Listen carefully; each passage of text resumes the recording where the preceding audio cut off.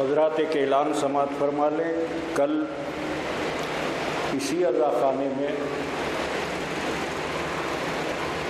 عالی جناب مولانا ملا طاہر صاحب اور خطیب بے اکبر مرزا محمد اطہر صاحب کی اہلیہ مرحومہ کے ایصال ثواب کی مجلس 8 بجے منعقد ہو رہی ہے، جس کو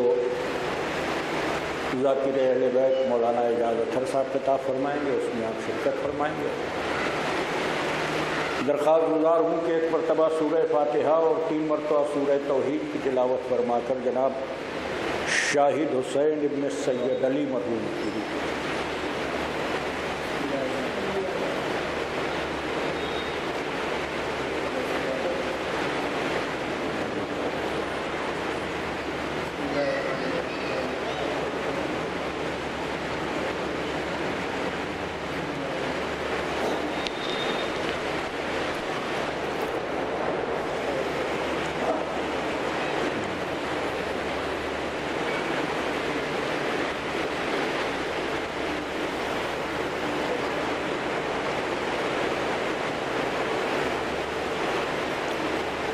رحم اللہ من قرأ الفاتحہ۔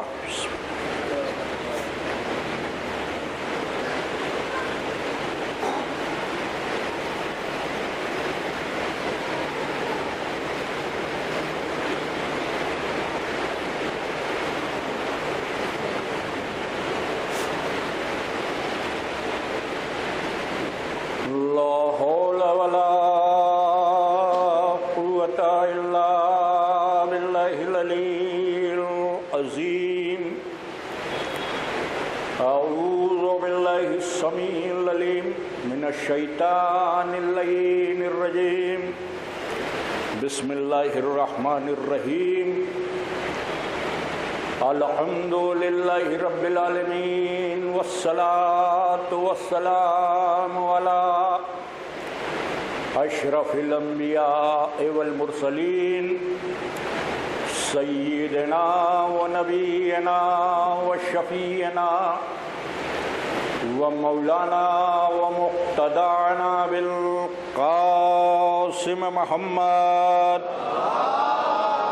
صلی اللہ علیہ وآلہ وسلم وآلہ الطیبین الطاہرین المعصومین الغر المیامین، وَلْعَنَةُ اللَّهِ عَلَىٰ أَعْدَائِهِمْ وَمُنْكِرِي فَضَائِلِهِمْ وَمَصَائِبِهِمْ وَغَاصِبِي حُقُوقِهِمْ أَجْمَعِينَ مِنْ لَيْلِنَا هَٰذِهِ إِلَىٰ قِيَامِ يَوْمِ الدِّينِ۔ بسم اللہ الرحمن الرحیم۔ رب اشرح لی صدری ویسر لی امری واحلل عقدۃ من لسانی یفقہوا قولی، اما بعد فقد قال اللہ سبحانہ تبارک و تعالی فی کتابہ المبین، وهو اصدق الصادقین وقولہ الحق۔ بسم اللہ الرحمن الرحیم۔ وَلَا نَبْلُوَنَّكُمْ بِشَيْءٍ مِّنَ الْخَوْفِ وَالْجُوعِ وَنَقْصٍ مِّنَ الْأَمْوَالِ وَالْأَنفُسِ وَالثَّمَرَاتِ وَبَشِّرِ الصَّابِرِينَ الَّذِينَ إِذَا أَصَابَتْهُم مُّصِيبَةٌ قَالُوا إِنَّا لِلَّهِ وَإِنَّا إِلَيْهِ رَاجِعُونَ۔ صلوات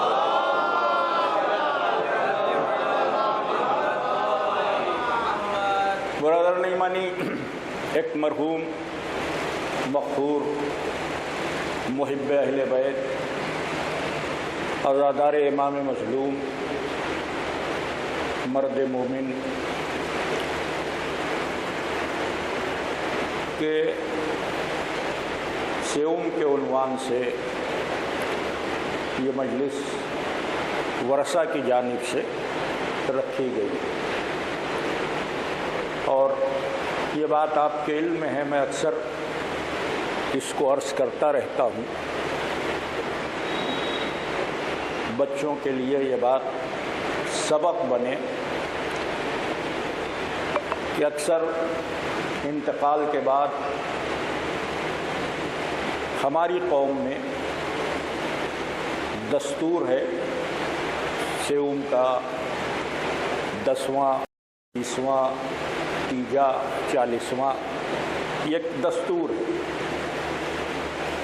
इसका मकसद क्या है? तो इसमें 2 मकसद हैं बड़े अहम। एक बुनियादी मकसद तो ये है कि ईसाल सवाब, जो हमसे रुखसत हो गया उसको ईसाल सवाब। मसलन हमारे ख़ानदान का कोई बुज़ुर्ग, माँ बाप भाई जब तक ज़िंदा थे तो उनकी मोहब्बतों का साया था और हम उनकी खिदमत करके अपना फ़ख्र समझते।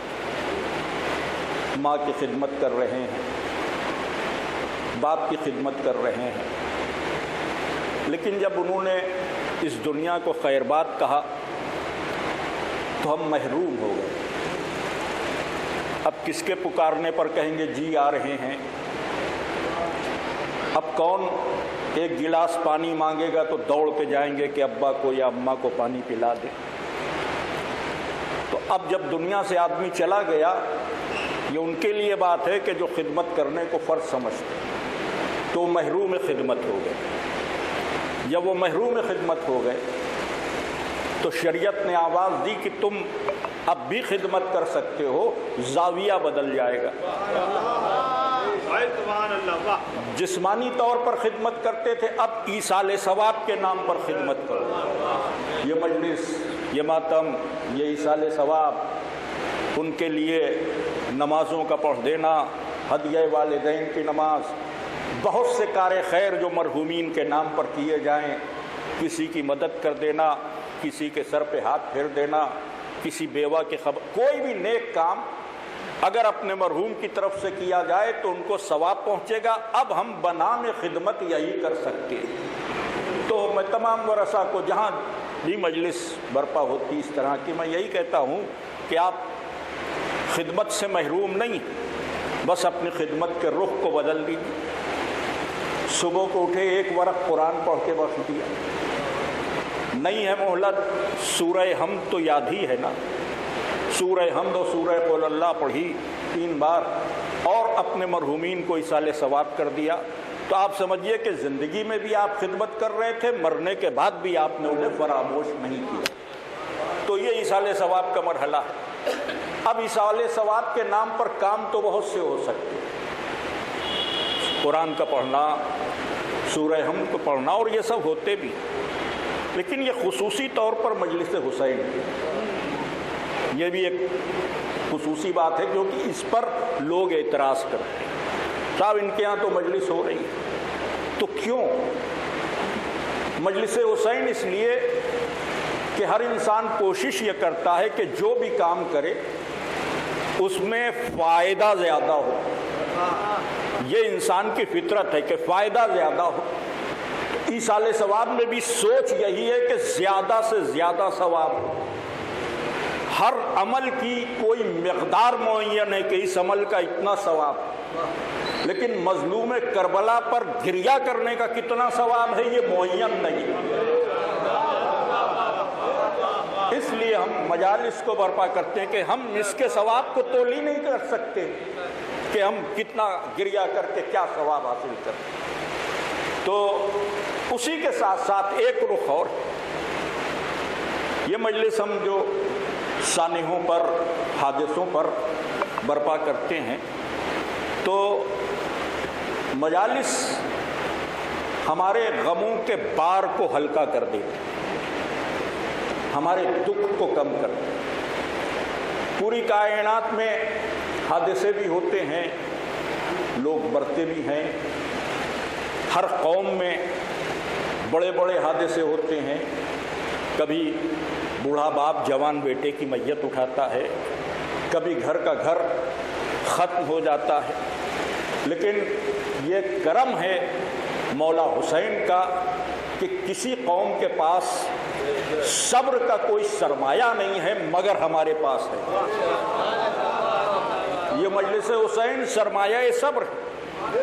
غم حسین اپنے آپ میں دنیا کی سب سے دردناک داستان، دنیا کی سب سے اندوہناک داستان کربلا کی داستان. لیکن جب ہم کربلا کو اپنے دکھ کے سامنے لے آتے ہیں تو یہی کربلا ہمارے دکھ کا مرہم بن جاتی ہے. تو اس لیے جو ورثہ ہیں جو رخصت ہو گئے ان کے لیے، ان کی تسکین کے لیے بھی یہ مجلس حسین برپا ہوتی ہے کہ مرحوم کو ثواب بھی ہو، غمزدہ دلوں کی تسلی کا سامان بھی. اب یہ جو ذکر حسین اور یہ جو ایصال ثواب ہے، بعض لوگوں نے اس کا انکار ہی کر دیا. اچھا غیر مسلم انکار کرے تو ہمیں کوئی پرواہ نہیں، لیکن مسلمان کہے کہ صاحب کچھ پہنچتا ہی نہیں، کوئی ثواب ہی نہیں ہوتا. ان کے یہاں نہ قرآن خوانی کا ثواب ہے. ایک طبقہ ہے مسلمانوں میں، سارے مسلمان نہیں، وہ طبقہ جو سعودی عرب سے زیادہ متاثر ہے، ان کے یہاں نہ ایصال ثواب نہ کچھ پہنچتا. وہ کہتے ہیں یہ مولویوں کی حرکتیں ہیں، کھانے پینے کا سامان کر لیا انہوں نے تو ایصال ثواب میں کچھ نہیں پہنچتا. یہ سب ڈھکوسلے ہیں. دلیل یہ دیتے ہیں کہ آپ ایصال ثواب کے نام پر قرآن پڑھیں یا کچھ کریں، کام آپ کر رہے ہیں تو جو ثواب ہوگا آپ کو ہوگا، مردے کو کیوں ہوگا؟ اس نے جو کیا ہے وہ اس کے ساتھ جائے گا. یعنی ذرا سی گمراہ کرنے کے لیے دلیل. اچھا عجیب و غریب بات ہے، میں نے اکثر دیکھا کہ ایصال ثواب کے لیے اس طرح کی باتیں کی جاتی ہیں کہ صاحب کچھ نہیں پہنچتا. وہیں جب کوئی مر جاتا ہے تو ان کے اور رونا بھی برا ہے. حدیثیں بیان کی جاتی ہیں، مثلا حدیث بیان کی کہ آپ نے نہیں سنی حدیث، عبداللہ ابن عمر بیان کرتے ہیں کہ جب کوئی کسی میت پہ روتا ہے تو میت کو عذاب ہوتا ہے. یہ حدیث بڑی شہرت سے بیان کی جاتی ہے کہ کوئی مر گیا تو اگر کچھ لوگ روئیں گے تو مرنے والے پر عذاب ہوگا. یہ منطق ہماری سمجھ میں نہیں آئی. جب ہمارے قرآن پڑھنے کا ثواب مردے کو نہیں جاتا تو ہمارے رونے کا عذاب. صلوات بھیجے محمد والے محمد پر.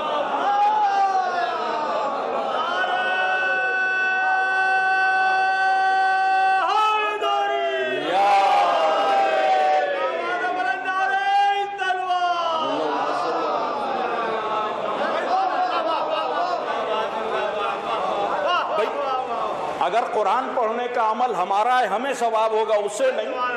تو رونے کا عمل ہمارا ہے تو گناہ اگر رونا ہے تو ہمیں ہو، میت کو کیوں ہو؟ اب اور میں کہ گناہ ہمیں پڑھنا چاہیے نا، میت کے لیے کیوں؟ لیکن نہیں. اب اس کو ہم اس کے علاوہ کیا کہہ سکیں کہ عداوت اہل بیت نے اس منزل پر پہنچا دیا کہ ثواب نہیں پہنچتا مگر عذاب پہنچتا. بھئی یہ عداوت اہل بیت کی پھٹکار ہے، ثواب نہیں جا رہا ہے، عذاب چلا جا رہا ہے. تو بہرحال اس لیے ہم ایصال ثواب جو حقیقی اسلامی عقیدہ ہے اس کے تحت یہ تمام امور انجام دیتے ہیں. اور ایصال ثواب کی مجالس میں عام طور پر کوشش یہ کی جاتی ہے کہ آخرت کی باتیں ہوں، زندگی اور موت کے موضوع پر گفتگو ہو، جو ہمارے بزرگ علماء نے ایک دستور بنایا ہے. اسی کے تحت میں بھی کوشش کرتا ہوں کہ کچھ عرض کروں. تو میں نے سورہ بقرہ قرآن حکیم کا دوسرا سورہ، اس کی 2 آیتوں کی تلاوت کا شرف حاصل کیا، 155ویں آیت اور 156ویں آیت. یہاں سے شروع ہو رہی وَلَا نَبْلُوَنَّكُمْ، ہم تمہیں ضرور آزمائیں گے. تاکید کے ساتھ ہم تمہیں ابتلا میں ڈالیں گے. وَلَا نَبْلُوَنَّكُمْ، ہم تمہیں ضرور آزمائیں گے. کیسے آزمائیں گے؟ بِشَيْءٍ مِنَ الْخَوْفِ، کچھ چیزوں سے. اب وہ چیزیں کیا؟ من الخوف، بھوک سے آزمائیں گے. والجوع، خوف سے آزمائیں گے، ڈر سے آزمائیں گے. ونقص من الاموال، مال سے آزمائیں گے. وانفس، तुम्हारी ज़िंदगी से तुम्हें आजमाएं। ज़िंदगी ले लेंगे, ये भी आजमाइश का ज़रिया। वस्समरात, समरात का तर्जुमा फल है, समर फल को कहते हैं, लेकिन यहाँ जो कुरान ने वस्समरात कहा है तो आजमाइश से फलों का कोई ताल्लुक़ नहीं। उलमा ने तशरीह की वस्समरात की कि ये बलागत कुरानी है, डायरेक्ट यह न कहकर कि तुम्हें तुम्हारे बच्चों से आजमाएंगे, वस्समरात तुम्हारी ज़िंदगी में जो फल आए हैं बच्चों की सूरत में उससे आजमाएंगे, इतनी चीज़ों से आजमाएंगे। अब इस आजमाइश के बाद ऐलान किया वबश्शिरिस्साबिरीन अल्लज़ीना, जब आजमाएंगे तो हम पर मुसीबत आएगी ना, तो वबश्शिरिस्साबिरीन अल्लज़ीना, बशारत दीजिए उनको कि जो आजमाइश के मरहले में, जो मुसीबतों की मंजिल में सब्र करते हैं। किनके लिए बशारत है? कि जो इस आजमाइश के हवाले से मुसीबतों में सब्र करते हैं, उनके लिए बशारत है, आखिरत की बेहतरीन खबर। फिर आखिर में इन साबिरों की एक पहचान बताई। ये सब्र करने वाले कहते हैं, क्या कहते हैं? इन्ना लिल्लाहि व इन्ना इलैहि राजिऊन, हम अल्लाह के लिए हैं और उसी की तरफ जाने वाले। ये तो लफ्ज़ी तर्जुमा था जो मैंने आपकी खिदमत में किया, और वक्त बहुत ज़्यादा नहीं है। मैं कोशिश करूँगा कि तमाम मतालिब समेटे जाएं, बात जहाँ तक पहुँचे। तो बात शुरू हो रही आज़माने से, हम तुम्हें ज़रूर आज़माएंगे। आज़माइश किस लिए? आज़माइश का मकसद क्या? आज़माइश में यही तो तय होता है कि कौन बेहतर कौन बदतर। यही उसने सूरह मुल्क में भी कहा, आवाज़ दी, अल्लज़ी खलक़ल मौत वल हयात लियब्लुवकुम अय्युकुम अहसनु अमला। हमने मौत और हयात को पैदा इसीलिए किया कि तुमको आज़माया जाए तुम में बेहतर कौन है। तो ये जो आज़माइश है ये किरदार के लिए, लेकिन यहाँ आज़माइश वो आज़मा रहा है कि जिसको आज़माने की ज़रूरत नहीं, वो आज़मा रहा है कि जिसको आज़माने की ज़रूरत, वो तो जानता ही है ना भाई हम कैसे हैं। हमसे ज़्यादा हमारा अल्लाह जानता है, जितना हम खुद अपने को नहीं जानते उससे बढ़कर वो जानता है। तो फिर वो क्यों आज़मा रहा? वो तो जानता है ना। तो कई रुख हैं ज़ानिग्रामी, कभी कभी आज़माइश इसलिए नहीं होती कि हम जानते हैं, इसलिए भी होती है कि सामने वाले को इत्मीनान है। आप सोना खरीदने गए, दुकानदार से कहा भाई असली सोना 24 कैरेट का खरा, उसने रख दिया, भाई असली है, तो वो कसौटी निकाल लाए, उससे परख के दिखाया। तो जिसका माल है वो तो जानता ही है। एक सलवात पढ़े मोहम्मद वाले मोहम्मद, तशरीफ लाए।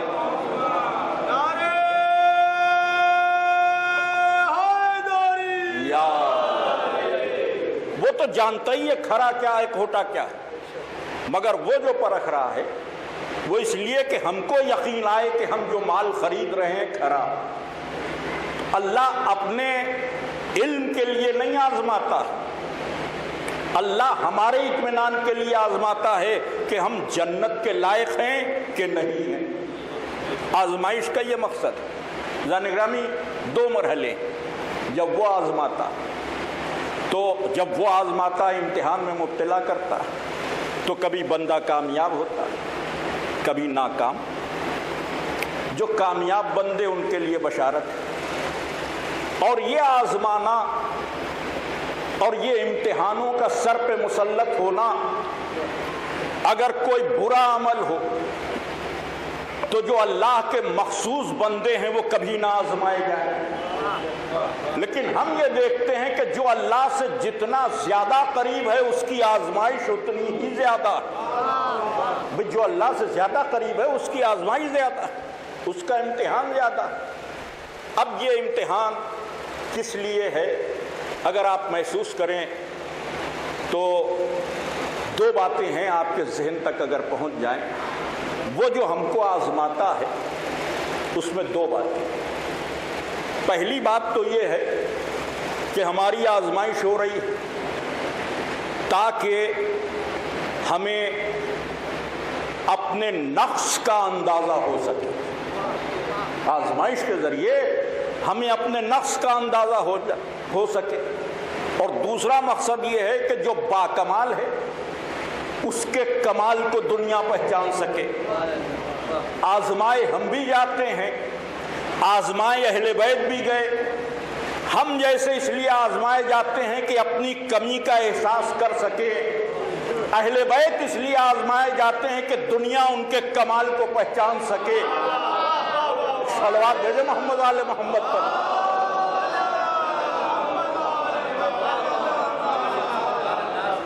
آزمائش دونوں کی ہے، مگر وہاں یہ ہے کہ دنیا پہچانے یہ باکمال لوگ، یہاں یہ ہے کہ ہم اپنی کمی کا اندازہ کریں کہ ہم صبر نہیں کر سکے، ہم جو چاہیے تھا بندگی کا تقاضا جو تھا اس کو ہم پورا نہیں کر سکے، اور وہاں کمال کا اظہار۔ تو آزمائش وہاں بھی، اور میں نے عرض کیا کہ جو جتنا اللہ کے قریب ہے اس کا اتنا بڑا امتحان، جو جتنا اللہ کے قریب، تو ظاہر ہے کہ جو اللہ سے سب سے زیادہ قریب ہے اسے بھی ہم جانتے ہیں، جو افضل مخلوق، اور جس کا سب سے شدید امتحان ہوا اسے بھی ہم جانتے ہیں۔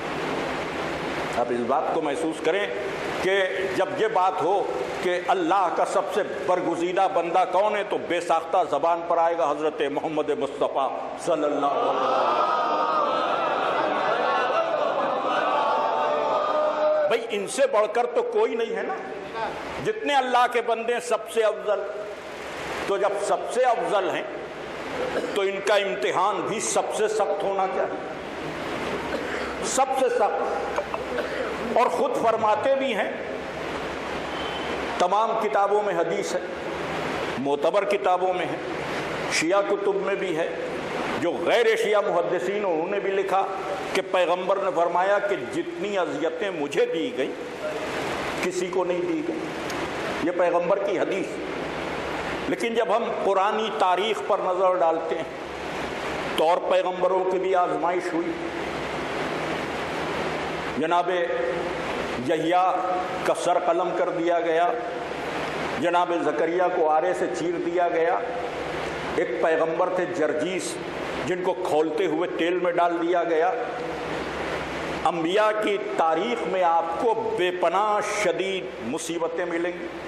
حضرت ایوب کا سخت ترین امتحان ہوا تو جی چاہتا ہے کہ ہاتھوں کو جوڑ کر رسول سے پوچھیں کہ جیسا ان پیغمبروں کو آزمایا گیا میرے رسول آپ کو تو ویسا نہیں آزمایا گیا، نہ آپ کا کسی نے سر قلم کیا، نہ آپ کو آرے سے چیرا گیا، نہ آپ کو کسی نے کھولتے ہوئے تیل میں ڈالا، پتھر ضرور مارے گئے، اذیتیں ضرور دی گئیں، لیکن جیسا ماضی میں نبیوں کے امتحانوں کا تذکرہ ہے کتابوں میں اور علماء بیان کرتے ہیں، اس اعتبار پر اگر آپ اپنے پیغمبر کو دیکھیں تو آپ کو پیغمبر کے امتحان ہلکے نظر آئیں گے ان کے زیادہ، اور پیغمبر کہہ رہے ہیں کہ سب سے زیادہ اذیت مجھے دی گئی۔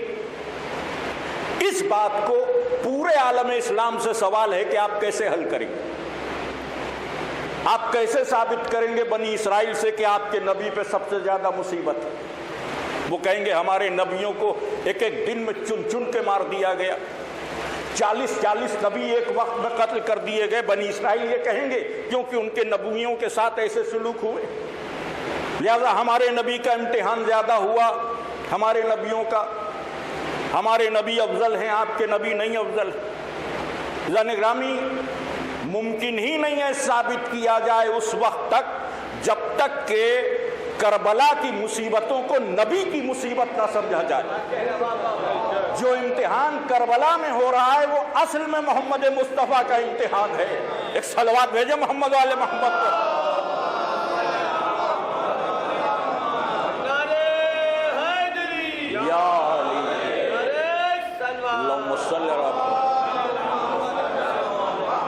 آپ ثابت ہی نہیں کر سکتے کربلا میں مولا حسین کی شہادت نہیں ہے، بلکہ یہ نبی کی شہادت ہے، یہ رسول کی شہادت ہے، اور میں کہ یہ حضور کا امتحان ہے۔ اور نبی نے یہ نہیں کہا کہ میرے بدن کو جتنی اذیت دی گئی اتنی کسی نبی کو نہیں دی گئی، نہیں، نبی نے کہا جتنی اذیت مجھے دی گئی کسی نبی کو نہیں دی گئی۔ تو جب آپ کربلا کو نبی سے جوڑیں گے تبھی نبوت کی عظمت سمجھ میں آئے گی۔ اب اگر کسی کو رسول کی عظمت کو سمجھنا ہے تو کربلا سے رسول کو دیکھے، صحابیت کے جھروکے سے اگر رسول کو دیکھو گے تو رنگیلا رسول تو نظر آئے گا، اللہ والا رسول نہ نظر آئے گا۔ رسول کی سیرت اہل بیت کے آئینے میں، رسول امام حسین کی سیرت کے آئینے میں جو کچھ ہے، اور یہ بات جو میں کہہ رہا ہوں ایسا نہیں ہے کہ دوسروں نے اس کو نہیں تسلیم کیا، آپ محسوس کریں دوسروں نے بھی اس بات کو تسلیم کیا، اور ہندوستان کے ایک ایسے عالم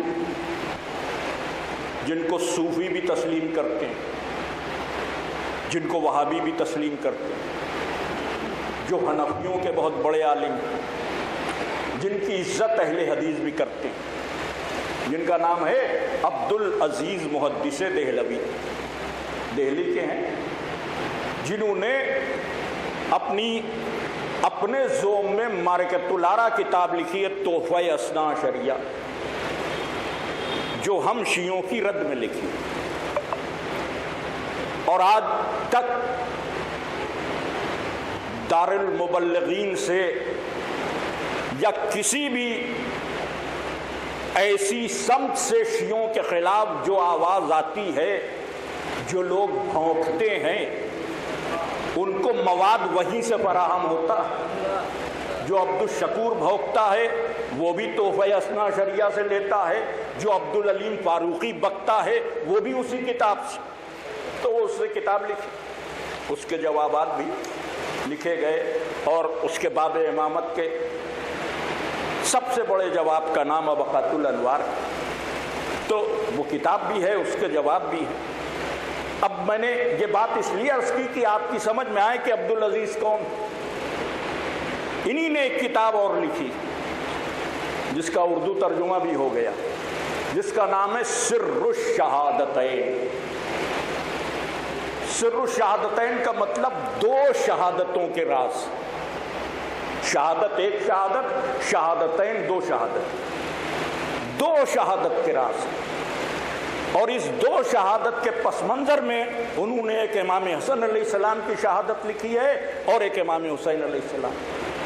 اب وہ لکھ رہے ہیں عبدالعزیز محدث دہلوی، جس کا لب لباب یہ ہے کہ وہ بات کو یہاں سے شروع کرتے کہ کوئی کمال اور کوئی شرف ایسا نہیں ہے جو ماضی کے نبیوں کو ملا ہو اور میرے رسول کو نہ ملا ہو۔ یہ کون لکھ رہا ہے؟ عبدالعزیز محدث دہلوی، اور بہت سے شرف گنائیں، علم، خطابت، مختلف شرف جو ماضی کے نبیوں کو ملے سب میرے رسول کو ملے۔ کئی شرف بیان کرنے کے بعد انہوں نے لکھا مگر ایک شرف ایسا ہے کہ جو ماضی کے نبیوں کو ملا مگر میرے رسول کو نہیں ملا، اور وہ ہے شرف شہادت۔ وہ لکھتے ہیں جناب یحییٰ شہید ہوئے، جناب زکریا شہید ہوئے، مگر میرے رسول شہید نہیں ہوئے، بلکہ ان کا وقت آ گیا وہ چلے گئے۔ حالانکہ یہ بھی پردہ ہے، ورنہ ظاہر تو رسول کیا گیا، لیکن میں اس بات میں نہیں الجھتا، جو وہ بیان کر رہے ہیں وہ میں بیان کرنے کی کوشش کر رہا ہوں کہ شہادت کا شرف رسول اللہ کو نہیں ملا بقول ان کے۔ اب وہ لکھتے ہیں کہ اصل میں شہادتیں دو طرح کی، ایک خفی شہادت، سری شہادت، ایک جلی شہادت، ظاہری شہادت۔ اب وہ ڈیفینیشن کرتے ہیں کہ خفی شہادت یعنی کہیں کسی کو زہر دے دیا جائے تو وہ بھی شہید ہے، اور ظاہری شہادت کسی کو تلوار سے قتل کر دیا جائے وہ بھی شہید ہے۔ تو چونکہ باقی نبیوں میں سے کچھ زہر سے مارے گئے، کچھ تلوار سے، ایک ہی طرح کی شہادت ملی، اللہ نے یہ چاہا کہ میرے رسول کو دونوں شہادتیں ملی۔ اب یہ عبدالعزیز محدث دہلوی لکھ رہے ہیں کہ سبط اکبر امام حسن کے ذریعے جو زہر سے شہید کیے گئے یہ بھی رسول کی شہادت ہے، اور کربلا میں جو حسین تلوار سے شہید کیے گئے یہ بھی رسول کی شہادت ہے۔ یہ کس نے لکھا؟ عبدالعزیز محدث دہلوی نے، کہ مولا حسین کی شہادت بھی رسول کی شہادت ہے اور مولا حسن کی شہادت بھی علی کی شہادت ہے۔ بس یہیں سے ایک جملہ میں کہنا چاہوں گا کہ عبدالعزیز محدث دہلوی یہ بھی مان لو کہ جس نے حسن کو قتل کیا گویا رسول کو قتل کیا، جس نے حسین کو قتل کیا اس نے رسول کو قتل کیا۔ ایک صلوات بھیجے محمد والے محمد پر۔ ان دونوں کا قاتل بھی رسول کا قاتل ہے، لیکن عجیب و غریب بات کہ مولا حسن کی شہادت کو رسول کی شہادت مانا گیا۔ اب اس روشنی میں پورے عالم اسلام سے میرا سوال ہے کہ جس نے زہر بھیجا، جس نے قتل کا منصوبہ بنایا، اس کو عالم اسلام رضی اللہ کیوں کہتا ہے؟ کیوں کہتا ہے؟ سوال ہے بھئی یہ تو بالکل طے ہے نا کہ معاویہ نے زہر بھیجا، اس میں تو کوئی اختلاف نہیں ہے۔ آپ تاریخ میں دیکھ لیں علماء کے بیان۔ اب کوشش یہ کی جاتی ہے کہ معاویہ کی اس حرکت کو یزید پر ڈال دیا جائے کہ نہیں وہ تو یزید نے بھیجا تھا، وہ یزید نے بھیجا تھا۔ سن 50 ہجری میں یزید کی حیثیت اور اوقات کیا تھی؟ اسے تو کسی کام میں دلچسپی نہیں تھی، وہ تو اپنی ماں کے ساتھ قبائل میں رہا کرتا تھا۔ اس کی ماں کو معاویہ نے اپنے دربار سے نکال دیا، اپنے محل سے نکال دیا، کیونکہ وہ شعر پڑھتی تھی معاویہ کے لیے کہ یہ نقشدہ بھیڑا کاش کہ میں اپنے قبیلے کے کسی مدقوق شخص سے بیاہی گئی ہوتی۔ مدقوق کا مطلب ٹی بی زدہ، یہ مجھے نہیں گوارا تھا، اور 50 مذمت کے شعر۔ تو اس نے بھگا دیا تو وہاں یزید پیدا ہوا۔ جب ولادت کی خبر ہوئی تو یزید کو بعد میں لایا، کیونکہ اس کے کوئی جانشین تھا نہیں۔ اس نے کہا کسی طرح بھی مل رہا ہے، ایک وارث تو مل رہا ہے، ورنہ اس کی ولادت پہ بھی تاریخ میں اشکال ہے کہ معاویہ کا ہے کہ کسی اور کا، تاریخ میں اشکال، کیونکہ جو وقت ولادت ہے وہ یہاں سے جانے کا وہ عرصہ گزر جانے کے بعد۔ بھئی اگر اس نے نکالا تو 9 مہینے کے اندر ولادت ہو تو مانا جائے۔ سبحان اللہ۔ مورخین کہتے ہیں کہ 1 سال بعد پیدا ہوا، لیکن بہرحال اپنی عزت بچانے کے لیے کسی طرح وہ لے آیا۔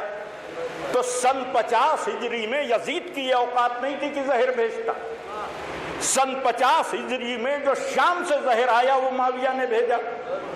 جب معاویہ نے امام حسن کو شہید کیا زہر کے ذریعے، اور تم نے مانا کہ یہ حسن کی شہادت نہیں ہے رسول کی شہادت ہے، تو کتنے بے غیرت ہو کہ رسول کے قاتل کو رضی اللہ کہتے ہو، شرم نہیں آتی؟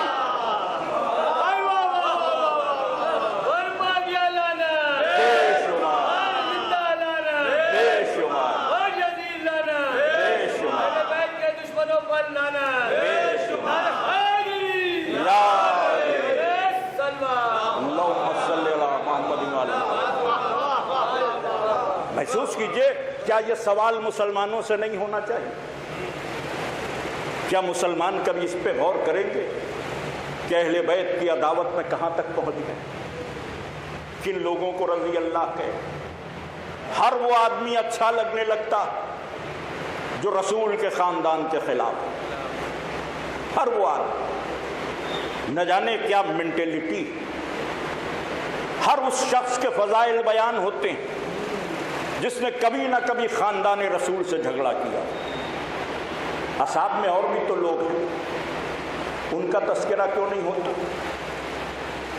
رسول کے دور میں بہت سے لوگ، 50 نام تاریخ میں، جو رسول پر جان قربان کر گئے۔ انصار کے بہت سے اصحاب، ان کا تذکرہ کیوں نہیں ہوتا؟ سعد بن معاذ کا ذکر کیوں نہیں ہوتا؟ یہ انصاری تھے۔ اوس و خزرج کے اور رسول کے جانثار صحابہ ہیں جو رسول کی زندگی میں شہادت پا گئے، ان کا تذکرہ کیوں نہیں ہوتا؟ صحابی کے نام پر صرف یہ 15-16 لوگ جو کبھی علی سے لڑتے ہیں، جو کبھی زہرا کا در جلاتے ہیں، جو کبھی امام حسن سے مقابلہ کرتے ہیں، اور انہی کی اولادیں کربلا میں امام حسین کے پاس آتی ہیں۔ اب دیکھیے کہ عشرہ مبشرہ بھی وہی ہیں کہ جن کا اہل بیت سے اختلاف، وہی ہیں۔ 4 نام تو 4 خلیفہ کے ہو گئے، مولا علی کو مائنس کر دیے۔ طلحہ کون؟ علی سے لڑا۔ زبیر کون؟ علی سے لڑا۔ عبد الرحمن بن عوف کون؟ علی کے مقابلے میں عثمان کو خلیفہ بنایا۔ اب اور میں یہ سارے نام، سعد بن ابی وقاص کون؟ زندگی بھر علی سے لڑتے رہے۔ انہی کا بیٹا عمر سعد۔ تو کیا عالم اسلام نے یہ طے کر لیا ہے کہ صرف انہی کا تذکرہ کریں گے جن کے دلوں میں عداوت اہل بیت؟ کیا سلمان ذکر کے لائق نہیں؟ کیا ابو ذر ذکر کے لائق نہیں؟ کیا مقداد ذکر کے لائق نہیں؟ کیا یہ افراد جنہوں نے خاندان رسالت پر اپنی جان دی وہ ذکر کے لائق نہیں؟ لیکن نہیں، ان کا تذکرہ نہیں ہوگا۔ میں یہ بات آپ کے مجمع میں کہہ رہا ہوں، مگر میری درخواست عام مسلمانوں سے ہے کہ کبھی اس زاویے سے غور کریں۔ اگر اہل بیت کی محبت کا دعویٰ ہے تو ان کا ذکر کریں کہ جو اہل بیت کی غلامی میں رہے، ان کا ذکر نہ کریں کہ جو بغاوت میں سامنے آ گئے۔ اتنا تو ہونا ہی چاہیے اگر رسول سے محبت ہے، اگر آل رسول سے محبت ہے۔ زن گرامی، گفتگو طولانی نہ ہو جائے، بات کو مختصر کرتے ہوئے کہ اللہ آزماتا، اور یہ بھی آزمائش کے مرحلے۔ اب اور میں کہ بھوک سے آزما رہا، خوف سے آزما رہا، اموال سے آزما رہا، نفس سے آزما رہا، والثمرات، اس سے آزما رہا۔ آزمائش کی بنیاد ہمارے کردار کا ابھرنا، اور کردار کی بنیاد فکر و عقیدے پہ، اس میں بھی آزمائش ہوتی، فکر اور عقیدے میں بھی آزمائش ہوتی۔ نہ جانے کتنے آزمائے گئے، اب اور میں کہ کتنے آزمائے گئے۔ عبید اللہ ابن ابی، علی کا گورنر، اور پھر جب مال کی لالچ دی گئی تو کوفے کا گورنر عہد معاویہ میں شیعوں کا سب سے زیادہ قاتل، علی کے شیعوں کو قتل کرواتا، جو کل علی کے ساتھ پھر معاویہ کے ساتھ نظر آئے۔ اب اور میں ایسے بہت سے کیریکٹر ہیں تاریخ جو ادھر بھی تھے ادھر بھی تھے۔ مشہور محدث جن کے بغیر مسلمانوں کی حدیث کی کوئی کتابی مکمل نہیں ہوتی، ابو ہریرہ، جنگ صفین میں پہاڑی پہ بیٹھے رہتے تھے، دن بھر لڑائی دیکھتے تھے۔ نماز کا وقت ہوتا تھا تو علی کے کیمپ میں آتے تھے، کھانے کا وقت ہوتا تھا تو معاویہ کے کیمپ میں جاتے تھے۔ تو ان سے کسی نے پوچھا یہ آپ کیا کرتے ہیں، یہاں بھی جاتے ہیں وہاں بھی؟ تو کہنے بھائی عبادت علی کے ساتھ اچھی لگتی، دسترخوان معاویہ کے ساتھ اچھا لگتا۔ تو یہ ان کی لاجک تھی، مگر یہ آزمائش کی منزلیں ہیں کہ پیٹ کی آگ کہاں تک پہنچا دیتی ہے۔ یہ آزمائش کی منزل،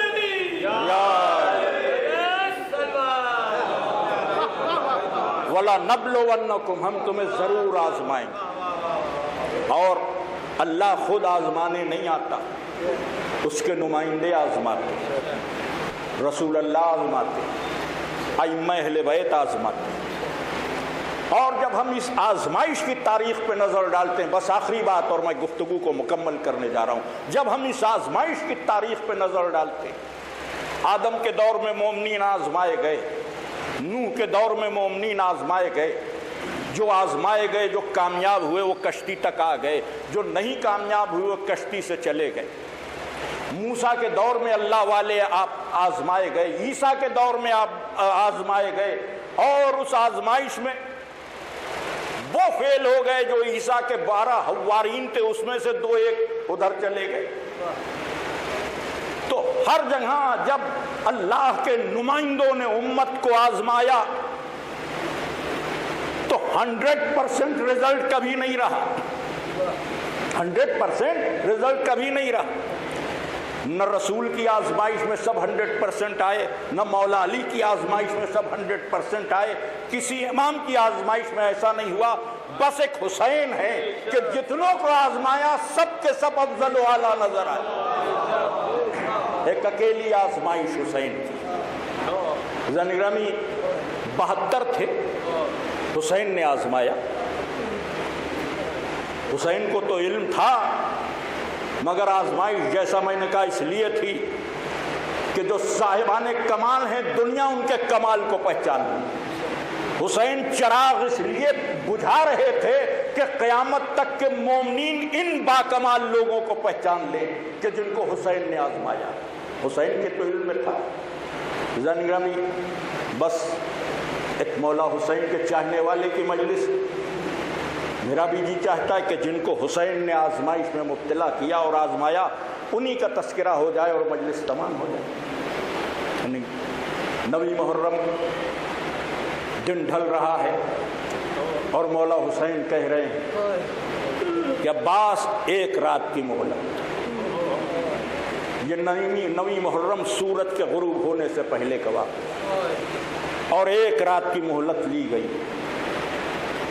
یہ مہلت کسی تیاری کے لیے نہیں تھی، یہ مہلت اسلحوں کے ذخیرے کے لیے نہیں تھی، یہ مہلت کسی جنگی ساز و سامان کو تیار کرنے کے لیے نہیں تھی، یہ مہلت صرف اس لیے تھی کہ دنیا دیکھ لے کہ بندگی کا امتحان کیا ہوتا ہے۔ ایک رات صرف بندگی میں گزارنے کے لیے مہلت مل گئی، اور یہ طے ہو گیا کہ اس رات عبادت کی جائے، اور مغرب کی نماز کے بعد انصار کے ہجوم میں، ہجوم کہنا بھی توہین ہے، کل 72 لوگ، کیا ہجوم اور کیا بھیڑ، ادھر لاکھوں ادھر 72، مگر ان میں اضطراب ان میں اطمینان۔ یہ 72 حسین کے روبرو تشریف فرما، اور حسین ان سے کہہ رہے اب طے ہو گیا کہ کل یوم کارزار ہے، جنگ طے۔ میں نے اپنی بیعت اٹھا لی۔ یہ جو جملہ ہے بیعت اٹھا لی، یہ ہدایت کی تاریخ میں صرف حسین کے لبوں سے نکلا۔ کسی نبی، کسی رسول، کسی امام نے کبھی اپنی بیعت نہیں اٹھائی۔ اگر کوئی چھوڑ کر چلا گیا تو باغی، واحد حسین ہیں جو کہہ رہے میں نے بیعت اٹھا لی۔ بیعت اٹھا لینے کا مطلب یہ ہے کہ اب اگر کوئی چلا جائے تو گناہگار نہیں۔ حسین نے آزاد کر دیا، اس پر کوئی گناہ نہیں، کہا میں نے بیعت اٹھا لی، تم چلے جاؤ۔ اور اس کے بعد کا جملہ پڑھتے ہیں تو رلا دیتا ہے۔ یہ جملہ صرف مولا کی بے کسی۔ فرماتے ہیں کہ تم چلے جاؤ، تمہیں کوئی روکے گا نہیں، تمہیں کوئی روکے گا نہیں، بلکہ یہ خوش ہوں گے کہ حسین اکیلے رہے۔ بڑا کرب ہے اس جملے میں کہ یہ خوش ہوں گے کہ حسین اکیلے رہے، تمہیں کوئی روکے گا نہیں، چلے جاؤ۔ ادب امامت مانے ہے، کیا جواب آئے؟ سب سر جھکائے بیٹھے۔ اب امام حسین نے دوسری بات رکھی، آپ اس بات کو بھی محسوس کریں۔ اگر تم یہ سمجھ رہے ہو کہ تمہاری جنت کا کیا ہو، حسین یہ وعدہ کرتا ہے کہ تم سب کو جنت میں لے جائے گا۔ آپ محسوس تو کریں کہ اب کیا چاہیے، مولا زندگی بھی دے رہے ہیں، جنت بھی دے رہے ہیں، مگر سلام ان غازیوں پر کہ جن کو حسین آزما رہے، کوئی اپنی جگہ سے ٹس سے مس نہ ہو۔ تیسری چیز مولا حسین نے پیش کہ اگر یہ خوف ہے کہ لوگ تم پر طنز کریں گے کہ کربلا میں اپنے آقا کو چھوڑ کر چلے گا، تو میرے ساتھ بہت سے بچے، کسی ایک بچے کا ہاتھ پکڑو، اسے لے کر چلے جاؤ۔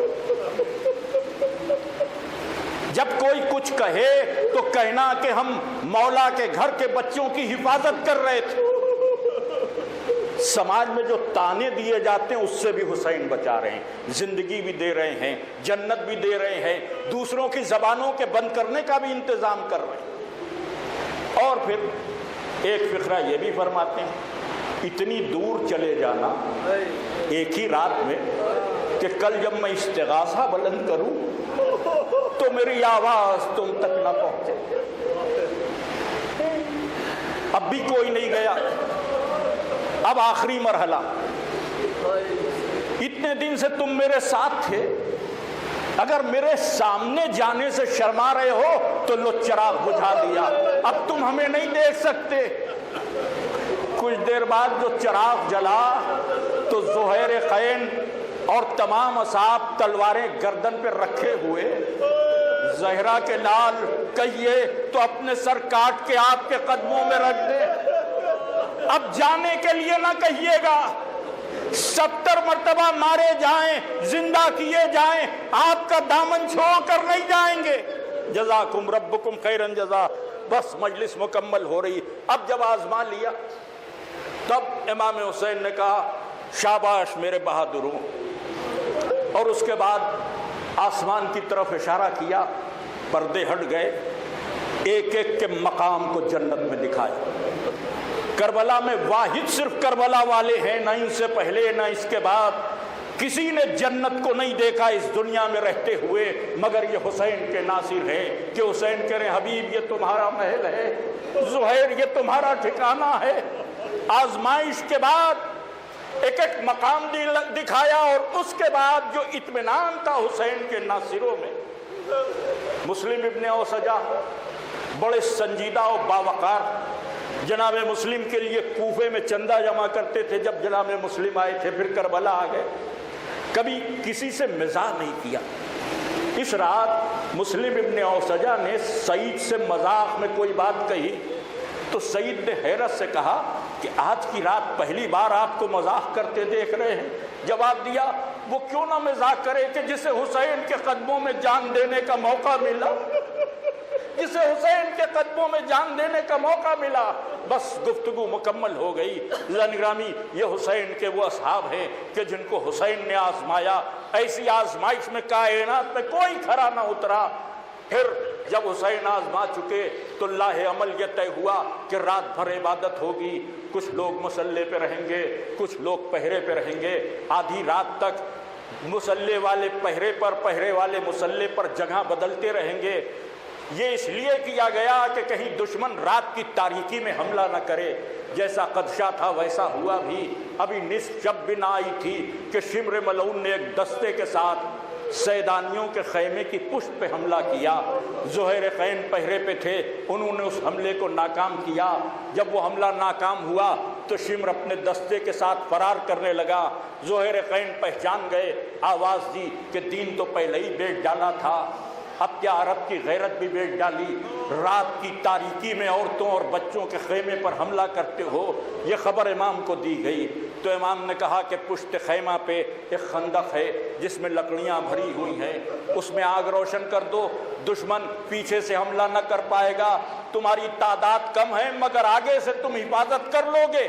مولا کے حکم پر آگ روشن ہو گئی، پیچھے سے اہل حرم کے خیام تو محفوظ ہو گئے، لیکن اس آگ کا ایک اثر اور ہوا، جیسے جیسے آگ بڑھتی تھی تو بچوں کی پیاس بھی بھڑکتی تھی، الاتش کی آوازوں میں اضافہ ہو گیا۔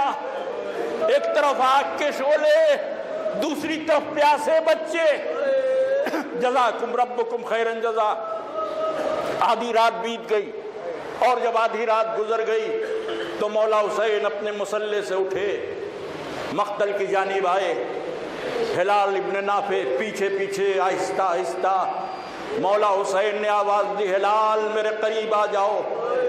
قریب آ گئے، مقتل کی سرزمین میں ہلال کو لے کر آئے۔ ہلال، کل یہاں تم گھوڑے سے زمین پر گرو گے، ہلال کل یہاں حبیب ابن مظاہر اپنا دم توڑیں گے، ہلال وہ ترائی میں میرے عباس کے شان قلم ہو جائیں گے۔ گفتگو کرتے کرتے آگے بڑھے، ناگا ہلال کے کانوں میں کسی بی بی کے رونے کی آواز آئی۔ ہلال جھٹک کے رک گئے، غور کیا تو آواز نشیب کی طرف سے آ رہی تھی۔ ہلال جیسے ہی آگے بڑھے، مولا نے دامن پکڑ لیا، خبردار ہلال قدم نہ آگے بڑھانا۔ مولا کوئی بی بی رو رہی ہے، ہاں ہم بھی سن رہے ہیں۔ مولا کون رو رہا ہے؟ ہلال میری اماں زہرا ہے، اس نشیب میں کل مجھے ذبح ہونا ہے۔ جزاکم ربکم خیرن جزا، خدا کسی غم میں نہ رلائے سوائے غم مظلوم کربلا کے۔ ہلال کے ساتھ وہیں سے لوٹ آئے، اور جب اس جگہ پہنچے جہاں اصحاب حسینی کا قیام تھا، ہلال سے کہا تم اصحاب کے پاس جاؤ، میں سیدانیوں کے خیمے کی طرف جاتا ہوں۔ آہستہ آہستہ اہل حرم کے خیام کے قریب آئے۔ سب سے پہلے جو خیمہ تھا وہ علی کی بیٹی زینب کا خیمہ تھا۔ اس خیمے کے قریب گئے، در خیمہ پر رک گئے، دیکھا اندر بی بی اپنے دونوں شہزادوں سے کہہ رہی تھی، کل ماموں پر اپنی جان قربان کر دینا۔ بہن کے اس جذبہ محبت کو دیکھ کر حسین کی آنکھیں بھر آئیں۔ خیمے کے اندر نہیں گئے، آگے بڑھے۔ چھوٹی بہن تھی، اس کا خیمہ تھا، جو کہہ رہی تھی میں اپنے بھائی پر کس کو قربان کروں۔ ابا سے غازی کہہ رہے تھے بی بی آپ کا فدیہ میں بن جاؤں گا۔ اس سے آگے بڑھے، ایک بیوہ کا خیمہ تھا، ایک 14 برس کا شہزادہ بیٹھا ہوا تھا، اور بیوہ ماں یہ کہہ رہی تھی بیٹا قاسم تم بہت کم سن تھے جب تمہارے بابا شہید ہو گئے، چچا نے باپ سے بڑھ کر پالا ہے، کل اگر اپنی جان نہ دو گے تو لوگ میرے دودھ کی تاثیر پہ طنز کریں گے۔ قاسم کہہ رہے تھے اماں بس اجازت دلوا دیے گا۔ آگے بڑھے، ایک خیمہ اور تھا، اس خیمے سے کوئی صدا نہیں تھی۔ پردہ ہٹا کر دیکھا، 18 برس کا ایک جوان آرام کر رہا تھا۔ ایک ماں شمع جلائے ہوئے اپنے جوان کی زلفوں کو سنوار رہی تھی۔ اے بی بی ام لیلا، آخری بار اپنے کوئل جوان کو دیکھ لو، کل یہ تصویر خاک و خون میں غلطہ ہو جائے گی۔ اس خیمے سے آگے بڑھے، بس گفتگو تمام، شاید یہ آخری خیمہ تھا۔ در خیمہ پر پہنچے، یہاں کوئی آواز تو نہیں تھی مگر ایک بی بی کے سسکنے کی صدا تھی۔ پردہ ہٹایا، ابھی کسی خیمے میں نہیں گئے تھے مگر اس خیمے کے اندر مولا گئے، دیکھا جھولے پہ سر رکھے ایک ماں رو رہی ہے۔ حسین نے آواز دی ام رباب کیا میرا علی اصغر بہت پیاسا ہے؟ ہاں آقا علی اصغر بہت پیاسے ہیں مگر میرے رونے کا سبب ان کی پیاس نہیں ہے۔ کیا ہوا رباب؟ آقا آج کی رات رباب بہت بد نصیب ہے، کل تک مجھ سے زیادہ خوش نصیب کون تھا؟ میں علی و فاطمہ کی بہو، میں وہ کہ میرا شوہر جوانان جنت کا سردار، پھر اللہ نے کرم یہ کیا کہ اولادیں بھی دی، ایک بیٹی عطا کی، ایک بیٹا عطا کیا، مگر آج کی رات رباب بہت بد نصیب ہے۔ آپ دیکھ رہے ہیں آقا، ہر ماں اپنے بچے سے کہہ رہی ہے کل اپنے آقا پہ جان نثار کر دینا۔ یہ رباب کس سے کہے؟ بیٹی 5 برس کی ہے، اسے مقتل میں بھیج نہیں سکتی، بیٹا 6 مہینے کا ہے، گھٹنیوں چل نہیں سکتا۔ اے بی بی معلوم نہیں مولا حسین نے کیا جواب دیا؟ جی چاہتا عرض کروں بی بی آپ فکر نہ کریں، آپ کی قربانی تو ایسی ہوگی کہ کربلا مکمل ہی نہ ہوگی جب تک 6 مہینے کے گلے پہ تیر نہ چل جائے، اور شام اس وقت تک پتہ نہ ہوگا جب تک زندان میں سکینہ کا جنازہ نہ اٹھ جائے۔ آپ کی گودی بھی اجڑ گئی، آپ کی مانگ بھی اجڑ گئی۔ لعنت اللہ علی القوم الظالمین سیعلم الذین ظلموا ای منقلب ینقلبون انا للہ۔ درخواست گزار ہوں کہ ایک مرتبہ سورہ فاتحہ 3 مرتبہ سورہ توحید کی تلاوت فرماتے ہیں۔ شاہد حسین مرحوم ابن سید علی مرحوم